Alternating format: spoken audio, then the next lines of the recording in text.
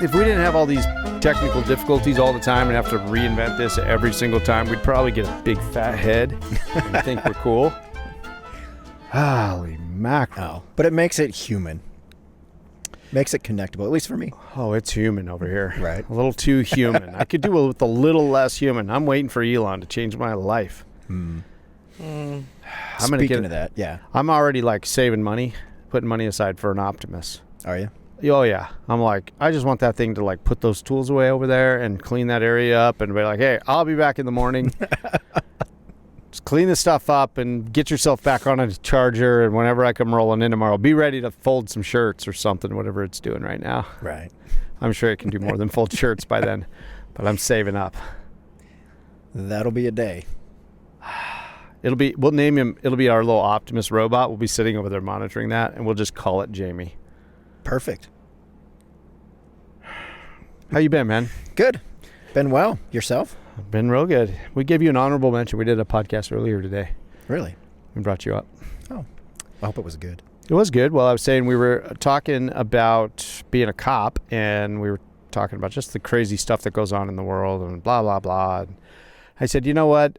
Whenever I'm around Cole, we don't ever talk about cop stuff. Every now and then he will mention to me like something in his day, and it just blows my mind like that's what he's got to deal with that day, and that I'm just glad I don't got to deal with that stuff. Like, anyway, but I was saying her brother is a cop, and that's why we were talking about it. And she was like, yeah, he like just goes home and with his dog, he's single. And, just creates more depression because you're not, don't have an outlet or doing anything That's what else. I was saying as I thought that photography, I feel like in an industry or not an industry, but a career path that there has a lot of bad statistics about how hard it is on either relationships or alcoholism or, blah, blah, blah, blah, blah, because it is a demanding thing and mentally and emotionally and all these things. And I was saying, I wonder if this appears like, because like, whereas some guys maybe, I don't know, I don't know what they're doing with their lives, but it's got to be a real healthy thing that hey, I'm going to Yellowstone again this week, or this next week, or I'm doing this, or I'm doing that. And that's got to be such a good creative outlet. That's just to get out there and be hiking around in beautiful country and to have to focus on all of these settings and how you're, composing a shot and all of these things has to be a great outlet. It's the perfect outlet. Just bringing joy because you're in such of an environment that you just see bad stuff all the time. You don't see any good side of stuff. I'm sure you see good things too, but nobody's usually calling the cops for good things. True. True. So it's usually bad stuff. And so to have that bit of joy and, to brighten your day. But it is. And I think, for me, it's that creative drive. I get bombarded, like you said, with the bad stuff. I see society at its low, and then I can totally escape from that and go be creative and go enjoy just nature. I know my faith in humanity declines on a daily basis at times, so I can't imagine. Yeah, and she's not even dealing remotely with what you're dealing with. No. Yeah. But it has changed. I mean, in October, I took a school resource officer position for the county. Oh, so now I work in all 6 county schools. How is that? It's amazing. It's fun. It's new. It's refreshing. Building relationships with the community, educating students in the community. So it's kind of a 180 from what I was doing the last 16 years in law enforcement. Yeah. But I get to teach classes. I get to hang out at basketball games, football games, volleyball games. I get these interactions every day with students. Positive interaction. Yeah. So it's becoming a mindset for me to have to change that because I'm used to dealing with society and people at their lowest, not coming to school and saying, hey man, how you doing? How was your weekend? And we get to have this conversation that has completely nothing to do with law enforcement. Yeah. So it's a refreshing, challenging endeavor that I can't wait to see where it takes me for these next 10, 12, 15 years. I mean, I'm having a good time doing it so far. That's awesome. That is. And, that honestly kind of makes me feel better too about where we live and you see so much negativity around the country when it comes to things and crazy things happening at schools. And so if you had to have that kind of a position in a different place, like you could be having a much different day. Like there's some schools that are just rough, you know. And I know our schools here have little things and kids still have problems everywhere, but man, some of those schools, like I see, we see those, I don't know, of course I'm just seeing the worst of whatever goes viral, whatever somebody sees or but for you to be like, this is all this positive and all these things that I get to do here now and in that environment with these schools, when I'm kind of like, holy cow, society, we're screwed. The youth of today, oh my gosh. And then you're over there like, this is so great. Like I get to interact and teach and all these things, and you're not over there ready to strangle somebody yet, so I'm thinking, maybe our schools and youth aren't that bad. Like Cole's super positive over there. I'm like, I got to start jumping in icy water in the morning, because if that does that to this guy, like. It's all the mindset. Start your mindset off right with conquering something completely miserable. That 3 minutes in that cold water, breaking ice, not fun, but you beat it. And then what else? What in your day, what's going to be worse? Who wants to wake up 5 minutes into waking up? You haven't even rubbed your eyes to start my day. Oh, I need to go cold plunge. And then send Milo pictures of me holding the ice up when the water's 26 degrees. Oh, man. I just hurt. When you sent that to me, I was immediately just like, ow, like that looks achy. Okay, so this is what I was holding off to tell you also. So last night I was here late and editing and things, and I was putting together a video on Wildcat Bill Hamilton. We should have called him Wildcat, because sometimes they call him Wild Bill, but then sometimes they call him Wildcat, okay? This guy, my 60 years on the plains. Right. So last night, I signed up with newspapers.com or something. I don't even know what it is. That's not a plug, because they're charging me. All right? This is not sponsored. This is not sponsored. Okay. But in there, you can pull up newspapers back to the 1600s.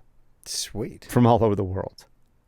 And so I looked up newspapers of him in 1908. I thought I did a search for him in 1908 and brought up the Tri-County News, which was the newspaper here. In 1908, May 28th. I want to say the one I was reading was May 28th. I think his funeral was May 24th. And okay, so they're in there and it's a huge, huge paper. Like, I'm going to have to show it to you. It's the coolest. And it's a huge obituary. And they're telling all about him, and they're telling about the funeral and who all came to it, and they're talking about that guy Colonel Allen, who that guy looked like a party animal. He had a store at Crow Agency, and he was a longtime friend of Bill Hamilton, and so he's quoted in there in this article talking about what kind of a man he was and how he lived his life and who, all these things. It's super good. It's super interesting to see this newspaper and see all these people who I've been researching lately and seeing all these names. And anyway, there's all these people. And then they're talking about how Colonel Allen went and saw him at the hospital in Billings before he passed, and how he couldn't speak anymore at this point, but that they communicated in Indian Sign Language. And Bill Hamilton was known as the best in the country at Indian Sign Language. He was actually contacted by the Smithsonian in his later years, and they were concerned that the younger generations of Indians were not being taught Indian Sign Language anymore. It was just a dying thing. And so Bill Hamilton was known as the best in the country, and they asked him to, I believe, photograph and document Indian Sign Language before it went away. And he was known as one of the best. And even in 1840, when he first met, he left in 1840 with Bill Williams and like 40 other mountain men who left St. Louis. And when they first went out, and I think they ran into the Pawnee, he picked it up really fast. I'm getting way sidetracked here, okay? Bear with me, right? We got time? We got plenty Is this of time. interesting at all? Super interesting. Okay. Well, he went out there and immediately picked up sign language just super fast. And He was 18 years old, and the Indians that he met were like, what tribe did you grow up with? And he was like, this is my first trip out here. This is my first season this year. And they were all like, there's no way. They're like, you speak better sign language than like some of our tribe members here, like, and it was his first season. So he picked it up immediately. He was known as that. He became extremely valuable to this group of mountain men at 18 years old, where they were like, hey, this guy's an asset. Right. And he became an asset, and he was always an asset. And it didn't matter because it was universal. All the tribes, didn't matter where you were at in the country, he could travel around, and the sign language was pretty much the same between all of them. And even though they couldn't speak to each other, they could all do Indian Sign Language. And in this eulogy, Colonel Allen talks about it in there, about how he was one of the best, known as the best in the country in Indian Sign Language. But he was also talking about, what did he attribute? This the whole point. All this nonsense that I just told you. Right, not nonsense. Completely superfluous, was because Bill Hamilton, he had built a house where he lived. You know where the public there's little public buildings. What are they called? They're like where the city water, like down little there building. by the river. You go past, down there, like you're going to across the tracks right down there. There's that little building. Mm-hmm. Okay, right by that little building, in that area that's cleared off right there. Mm-hmm. That was Bill Williams' lot. And that was his house. He had a house there. It's not there now. Right. But I was at the museum talking with Penny. Penny actually showed me the old maps. And she was like, that house or that lot, this is the little buildings that are there right now. Mm-hmm. This is right here, right next door to them, was Bill Williams' house. And he was right there on the banks of the Yellowstone River. And he built that house. It's not there any longer, but she showed me the old historic maps. But in the eulogy, it says in there that Colonel Allen was talking about him, and they all just called him Colonel Allen. He wasn't in the military. Right. Anyway, he said they asked him, what do you attribute he was like 90 years old or something like that. What was he? Almost 90. I think he was 89. Almost 90, yeah. I think he was born in I don't even know. Well, if he was 1820. Yeah, if he was 18 in 1840. To 1908. Yeah. So that would be 88. Yeah, he was 88. 88. Yeah. Okay. He attributed his long, healthy life to bathing in the Yellowstone. Every day, winter and summer. So that guy cold plunged his whole life. And that was one of the things he was known for, and he lived right on the banks of the Yellowstone. And isn't that interesting that guy was cold plunged? That wasn't in style back then. No, but they didn't have a whole lot of hot water back then. No, they didn't, but most people just waited till they had hot water. That's true. Or boiled some. A lot of people were just like, yeah, I'll bathe in the spring. Yeah. Mm-hmm. I'm too bougie. I would have had to boil water. Yeah, but we wouldn't have known back then. That's very true. But when I'm camping, I don't care. Like, I'll get in that cold water. Yeah. Because I don't care. It doesn't bother me. I can go 10, 12 days in the mountains. Oh, no. Wet wipe shower, and I'm good. No. I can too, but when she's around, I'm like, we need to take a shower. We need a bath. Right. If not, I don't want her thinking I'm grimy. So there's all this cool information. There's like Wild Bill right there. Wouldn't it be cool? We have this new trail system, so why not we talk to the museum and talk to Penny, and we start getting some of those plaques, like the historical marker plaques that have all the little information on them, and we put them up around town. That's actually a really great idea. Like that maybe there needs to be, I don't know. I mean, who knows if they would like that? Like the fact that, hey, here is where the train depot in 1903 was here, 1904 was right here. Yeah. And in that picture, it shows Teddy Roosevelt on the back of the train addressing the crowd. Yeah. Or like over where the Ford lot is, that's Jeremiah Johnson helped build the logs. That was that building that burned down years ago, but right here, there was a building. Jeremiah Johnson helped with Horace Countryman. We built this little strip right here. Yeah. Previous that burned down. Yeah. But and his actual real name was John Johnston. John Johnston. Right. Yeah. I'm just saying that because people will be like, that's not his real name or something. I don't know. But yeah, no, I know who you're talking about. Yeah. Right. Just some of that would be super cool. Yeah. At least for you and I, because we like history so much. Yeah. Everybody else, I don't really care. Yeah. No, but I think that would be a good idea. I think I'm going to talk to Penny. This is all way too early. I should just shut up right now. But I'm like, the more I found out about this guy and the newspaper stuff and all the other kind of stuff, I'm like, why isn't, like, maybe there is. I don't know. I haven't, she didn't mention it, but I'm like, there should be like a display. There should be some kind of a display, or There should I think be. at the museum. Yeah. Like, this guy, he knew everybody. Mm-hmm. I mean, he met everybody. He was out here in a really pivotal time. And I don't know. I just think it's interesting. So maybe she'll be like, hey, settle down. I know you just found like one dude who's interesting, but there's a lot of people. We can't have a display for everybody. So we keep could that. figure it out.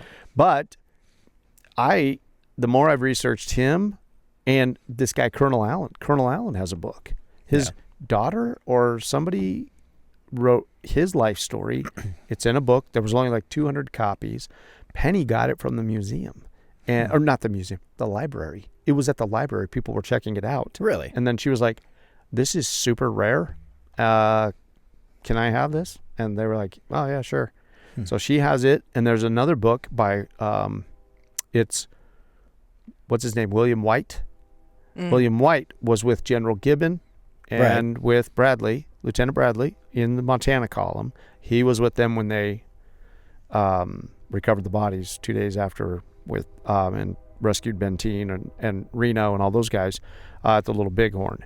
So William White also has a book of his whole life story. She says that one has tons of interesting stuff in there. She's like, you got to read this. I can't let this leave this room, but come over here and read this book. She's like, this book is really good. So there's that one, and there's the book on Colonel Allen's life. And I asked ChatGPT about Colonel Allen the other day, and it brought up all kinds of stuff on him.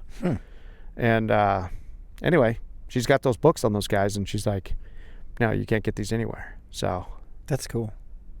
anyway, and Colonel Allen. So when we were just wandering through the cemetery. I was like, I'd read that book, and I was like, I wonder what that guy. When I did find out he's buried in this cemetery here, I was like, holy cow. Because I didn't even know. I read the book, and he's all of a sudden at the very last paragraph, he's like, then I settled in Columbus, Montana, and lived out my days. And I was like, yeah, what? So then we looked it up, found out, he died of stomach cancer in Billings. In the eulogy in the paper, or the obituary, they even tell what train they brought his body back from Billings. Really? On. And they're like, that they loaded him on the such and such train, and he arrived here at, this time. And it's fascinating. I'm going to have to show you this whole article. Yes. But I don't know. It's just a glimpse into like that period. It's just like it's amazing. It's just a window into that right there. And everybody is recognizing, like, with him is going the end of an era. Like, this guy was one of it. Like, there's not many of his kind left. No. It was a hard life anyway. Yeah. Not a lot of guys made it to his age. No. But so they mentioned that in there, and that they were like, this guy right here was a true frontiersman, and they all recognized it and gave him that respect. It's a really interesting article. But my point is after we found out more about him, we went to the cemetery. We were there, and I was like, well, I wonder where he's at. I was like, he's got to be like at a place where you kind of start at and then start planting people this way. And so we found him, and like went right to him. Yeah. And then we're like, who's this guy? There's like some colonel right next to him. Yeah, and we never did look it up for a long time. Yeah, we're like, we should look up who that colonel is. And I didn't even know. And then Alan, and then Penny starts telling us about, this guy right here in this photo. Here he is with Horace Countryman. Here he is with Tom Shane, or whatever his name was. Yeah. Shane Crick, everything. Yeah. And he's like, here he is with all these people, and here, She has a piece of a cannon that's exploded over there. And they called him Colonel Allen because on the 4th of July, they had a cannon here that he would light off. That was his thing. Sweet. And so he did it for years. Yeah. And so one time he was him, and he had a bunch of Crow Indians with him, and they're all just having a good time. And then he's lighting off his cannon. Well, the cannon exploded. And there's a newspaper article about it, about the cannon exploding. And the cannon exploded. And so she had somebody fabricate something that holds that part of that cannon. What's interesting is that nobody got hurt, said in the paper, but Colonel Allen's famous cannon blew up. Okay. What a Wild West town this had to be, Then she showed me over there. She was like, yeah, look at this. Stamped right here on this one little piece that we have of this cannon is this number right here. She's like, that's the serial number. I looked this up. This cannon was at Antietam. No way. Yeah. Yeah. That's cool. Yeah. That is really cool. Now, my assumption is that Allen Street here in town is named after him. It's got to be. Yeah. Yeah. Now I'm like, I just want a mini series on all these guys. I know. I want like a Deadwood style HBO series. Mm-hmm. So we need to make that happen. Yeah. So now we need to become documentarians on Yeah. top of everything else we do. I know, right? Okay. I'm down. I'm game. I'm trying. You heard me the other day talking Yep. to, or were you there? Or no. No, you and I I told were you about talking it. Yeah. Yes, I did go over there and throw it at Penny though. And? Penny, I think she's in. I think she is. I think she just. I haven't got her over here to see this place yet. But Yeah. I'm like, Penny, it's there. Let's just make it happen. Let's just start documenting. So, I think I just need to get. I think she wants to do. I think she's in. I think she. And there's no like. I mean, her. I just like my head's exploding with all kinds of stuff. But and whether any of that happens or not, I don't care. Like, I have big thoughts and big whatever, but I don't. If that never happens, I don't care. Like, let's just get this stuff documenting. That would be a real. Right. That would be something I look forward to every week. Yeah. If we did it once a week, wouldn't it? Yeah. Oh, yeah. And after we had that conversation, and I got to thinking, what better way to document? Because now, how many people keep journals about this kind of stuff? No. That stuff's not getting passed down generation to generation anymore because, frankly, people don't have time. And so I got to thinking about that after we had that conversation. I'm like, there is no better way in 2024 to start documenting some of that historical stuff because we don't journal anymore. Very rarely do you see, somebody like my Facebook story memories. That's it. Right. Facebook story memories, Instagram reels, TikTok reels. Those are our suggested journals. memory. Yeah. Yeah. Like I happen to have one, excuse me. I happen to have one show up 10 years ago today. And where was I? Yellowstone National Park. Oh, wow. Yeah. So I was in Yellowstone photographing buffalo and I think otters. I had a bunch of otters. How cool is that, though? Yeah. Well, yeah, a lot of us, though, we look back 10 years and we're like, holy cow, like I was like a mess right there, or I was out partying or whatever I was doing. Cole's at Yellowstone doing what he does now. Yeah. Yeah, it's been a while now. But yeah, so 10 years ago, my Facebook story came up, Facebook memories, and I was in Yellowstone shooting. I almost went there today and then was going to come back and do the podcast. But then I was like, yeah, if I get tied up with something, I won't show up. I'll be in Yellowstone. I wouldn't blame you. Right till dark. But did you see Cole's shirt? I did. You It's did? great. Don't Pet the Bison. Yeah, I love it. That's so great. Yeah. I saw that. I never buy stuff from Yellowstone. She's like, I don't consider myself a tourist when I go to Yellowstone ever. But we walked in to grab a coffee at Mammoth, and I saw it. And actually, I think Shasta saw it, and she's like, dude, you need that shirt. I love it. And it's all vintage. I like the vintage style. Yeah. So it's great. I really can't wait to get copies of it, but it might actually be in one of the books I have now. I'm not actually sure. Maybe it does. Maybe it's not. I bought some books I haven't been able to open. I bought a couple more books since I've shown you the ones I've bought. It's getting out of control. I think Penny knows. She saw me coming. Yeah. She lays them out there. She's got my number. She's like, oh, you need this one, this one, and this one. And I can't say no. So no, I'm just kidding. But one of them, she has like list of all the, maybe I've already talked about this with you, but lists of where all the buildings, not just in this state, but around the country, where there is sandstone in Columbus, from the Columbus Quarry, is in those buildings. One of them, she was telling me, showed me the picture of it, is there at Mammoth, and it's an old government building, or it was, and it's still there, and it's still in use, and I wasn't sure. Are you aware of that building there? I'm not sure. The courthouse? I know the courthouse has got sandstone on it. Then the old post office the post office at doesn't. Mammoth. Yeah, there's a courthouse at Mammoth. Yeah. See, I don't know what I'm talking about. Yeah, if you get in trouble and got to go to court, there's a courthouse in Mammoth. So it could be. I'm not sure. It's one of those things. It's we'll have to find out. There might even be a couple there. Yeah. Well, it wouldn't surprise me. I mean, having it be the fort and everything. Yeah. Back in the day. So we'll have to look it up, and then next time I go to Mammoth, I'll go take pictures of it. Yeah. So I don't know. Yeah. It is interesting, though. I don't know, going on this deep dive and but you're right. I think this whole area was super Wild West. You know, Oh, we talk yeah. about Bill Hamilton. We've got Calamity Jane that would show up here from time to time. Luther Kelly, John Yeah. Johnston, Horace Countryman. He was pretty wild. I found a newspaper article from 1890 something, and somebody is in this article talking about Bill Hamilton. I'll have to show it to you, where they're saying that they're telling some story about how they were taking a couple of prisoners. They were at camp and they were taking a couple of prisoners somewhere, and Bill Hamilton shows up with a Bowie in one hand and a pistol in the other and says, "Nobody's taken any." It was Deer Lodge, I thought. Yeah, he Really? says something like, "Nobody's taken white men out of Deer Lodge Valley unless and he says it in a way, unless they be choosing it or something." and that then the story just says that he didn't get even done saying this when there was a response from a rifle that spoke more emphatically than he did, and how he dropped on the spot. And it says that he was dead, that they killed him right there. And then it says, and then they say, but the author who wrote that part of that story might be surprised to know that Bill Hamilton is over in Stillwater, now known as Columbus, and alive and well, and yada yada yada. But it was interesting. It's funny. I'm trying to figure out why did they write that story. But there's some story about him confronting some guys, and there's some shootout, and then I don't know, just funny things like that just appear in these papers about like, oh, this was the Wild West. Right. Yeah. Totally. We're all kinds of sidetracked, man. We meant to talk about polar bears today. That's okay. When have we ever not talked about history of this area when we're together? Yeah, no, that's true. You know? So, yeah, going years back. Yeah.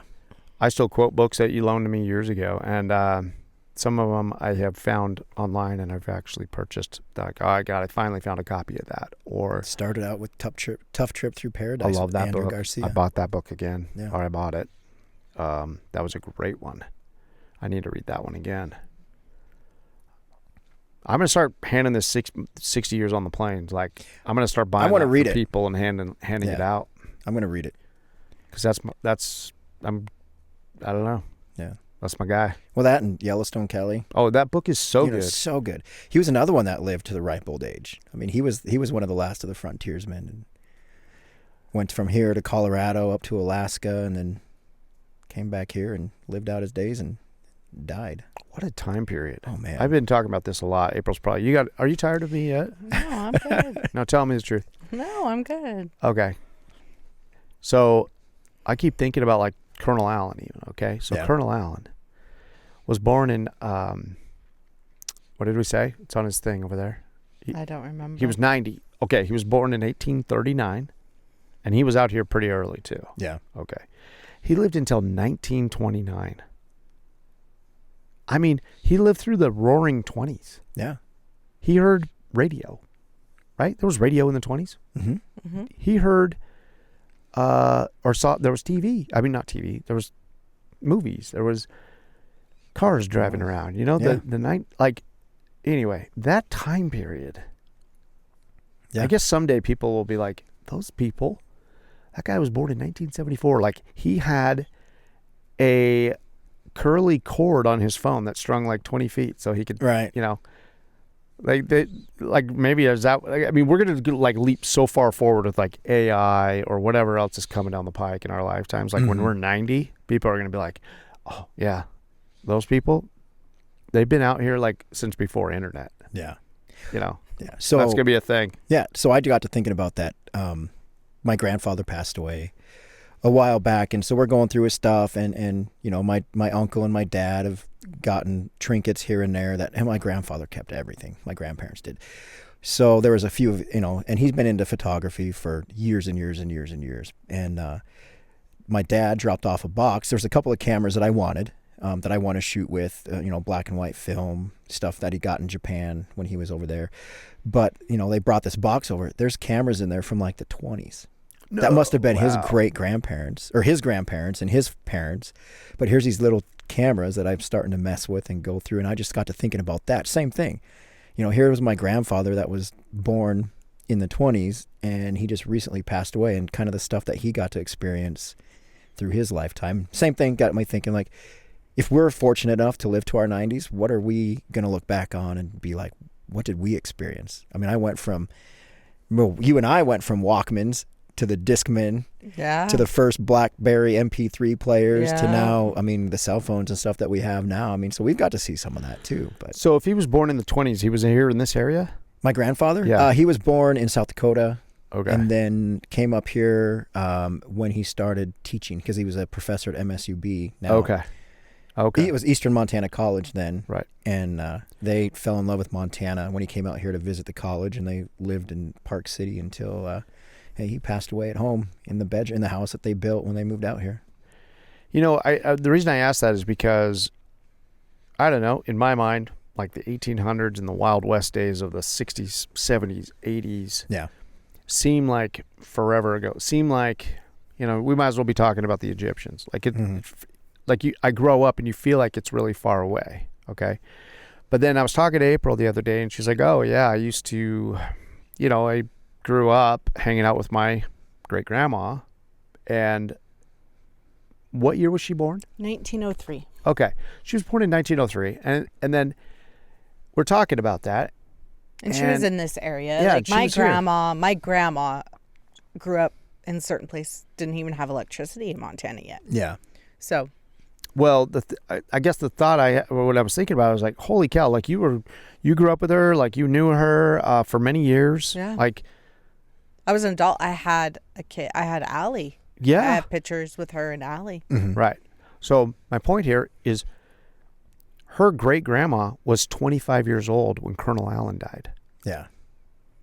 That all of a sudden I'm like, oh, that doesn't feel that. Then when you put it in that kind of perspective, she knew somebody who was in her 20s, you know, had a family member when that guy was, you know, like here. Yeah. We're walking around town. And all of a sudden you're like, oh, that's, and like that guy was, you know, he goes back however far, but then you're like, oh, that really puts it in perspective. Right. We're really not that far away. It feels like that it's far away, and it feels like it was forever ago. But it really wasn't. But it really wasn't. Yeah. Yeah, like my great-grandmother that I got to grow up with when I was a young person and into my teens, she was born on the ship between England and Ellis Island. And so they never knew the exact day. So her birthday on her birth certificate was when they arrived at Ellis Island.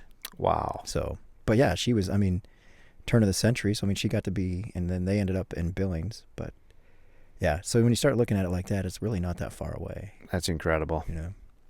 Yeah. But wouldn't it be cool, though, now the information that we have to be like, hey, Grams, Oh did you my ever, gosh, you know? yeah. And I wish I would have done that too. But back then I didn't care No. about that. And now it's like, oh, and all the stories and just, yeah. No. I mean, that's incredible. I mean, she was 1903. She was, what did we say? She was 5 years old, right? She was 5 years old when Bill Hamilton died. Mm-hmm. I mean, it's incredible. Like she could, even at 5, she could have remembered that huge funeral for this guy that lived around here. In his obituary, I mean, I don't know what I'm allowed to say anymore. You have to like say dumb things anymore, but when you post stuff, but anyway, whatever. So in his obituary, Colonel Allen was saying in there that when he first, they tell where he was born in Scotland. They had all kinds of great information about him, but he was just like saying how like Bill Williams, when initiated him into the, what do they call it? The art of Scalping? Yeah. Like he was initiated very early and was very skilled at the art of scalping. I mean, that's the guy we're talking about. Right. And there's some stories in there, man, that I'm like, this guy saw everything. Mm-hmm. And he took a hand in everything. Yeah. And that's just fascinating. So yeah, here's like, yeah, your great grandma that you knew grew up around, she was alive when that guy was alive, who everybody just knew that, boy, he sure was handy with a knife. Yeah. You had to That's be. crazy. That is awesome. And he was just revered as just one of the most upstanding citizens in this whole area, you know, but that's, you know, wow. Talk about, that was a different time. That was a different time. Yeah, it was. What a storied past, huh? He explains in that book, too, why you had to.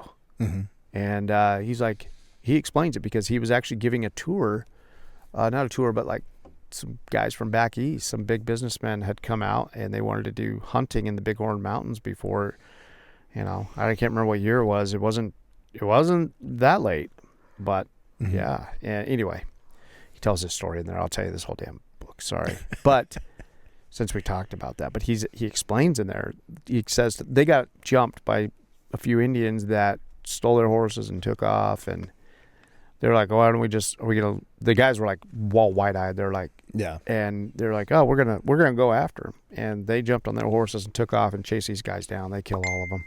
And then, was that me? I thought I had my phone on. How was you? Sorry about that. Do not disturb. Sorry about that. Anyway, he goes after them and tells, like, these guys from back east are just like, what the heck is happening? They go and they just like nonchalantly, just like it's nothing to them. They go run these guys down. They kill them. And they're like, hey, did you guys want to do any scalping? And they were just like, no, I'm good. And he was like, oh, okay, are you sure? He's like, they were like, no, I'm good. And he was like, okay, well, and they're like, well, why are you going to do that? Why are you going to do that? He was like, because it's important to them.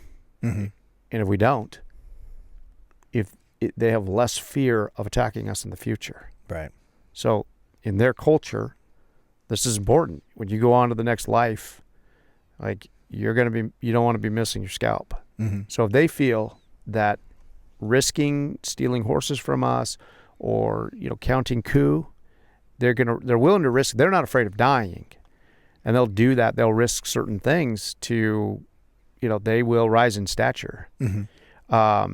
But they will think twice if they think, if these guys kill me, if they scalp me, I could be going into the next life without my scalp. Right. And they don't want that. And he's like, so if you don't do that, they have less fear of attacking us. And so it's just what it is. Right. Like, it's just part of the culture. Part of the culture. So they were like, whoa. He's like, so it has to be done. Yeah. He's like, because we leave them and their buddies find them and we don't, they're going to think we're weak. And they're going to be like, oh, we can risk anything with these guys because we're not, you know, I don't fear dying, but I do fear that. Yep. So anyway, of course, those guys were like, yeah, I don't want to do that. But could we take a few of those back east with us? Because those are worth a lot. Isn't that crazy? That's what they said in there. Yeah. I mean, anyway, not to go on that deep dive, but that's mentioned in this guy's obituary.